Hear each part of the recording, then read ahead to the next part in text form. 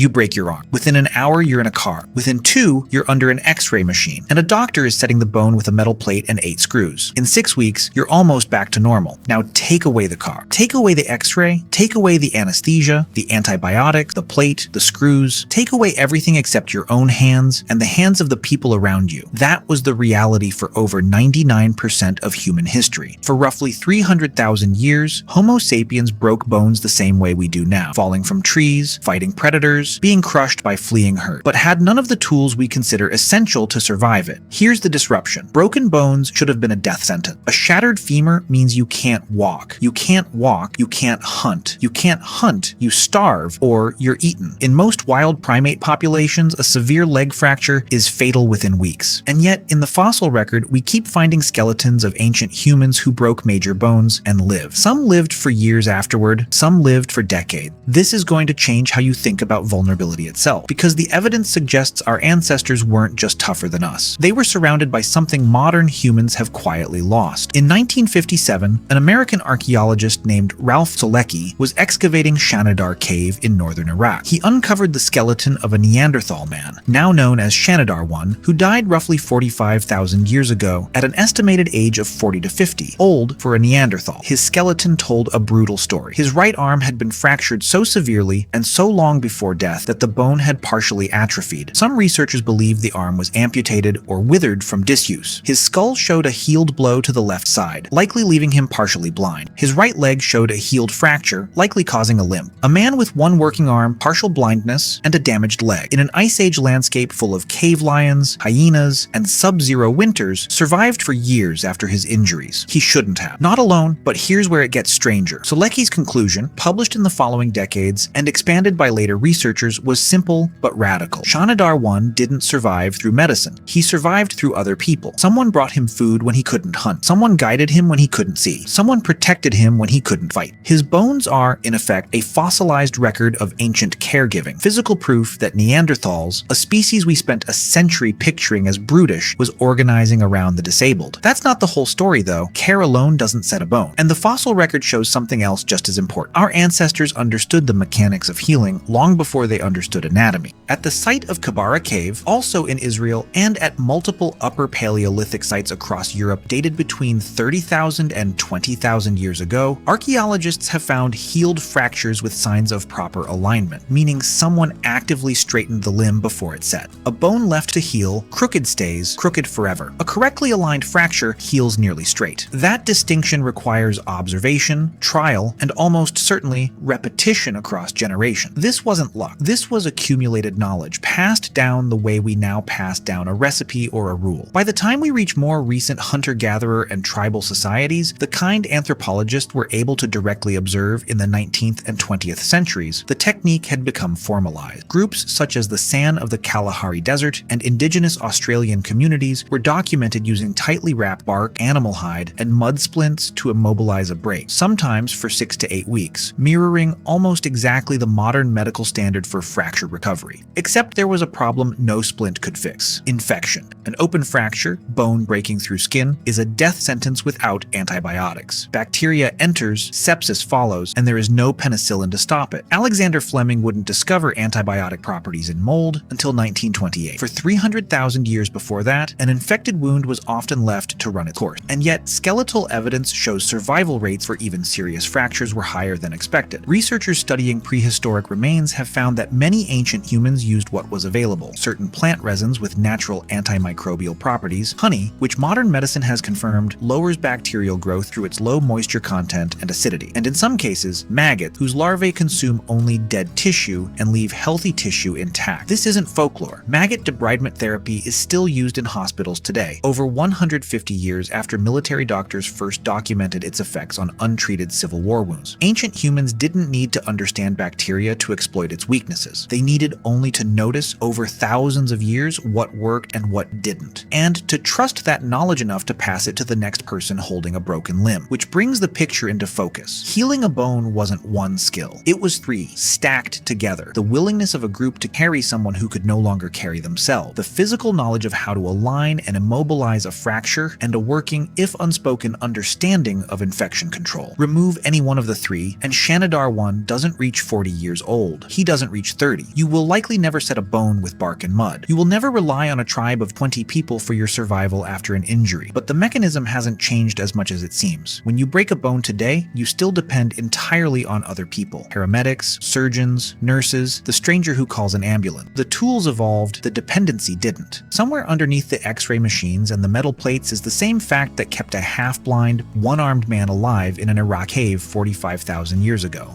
A body this fragile was never built to heal alone.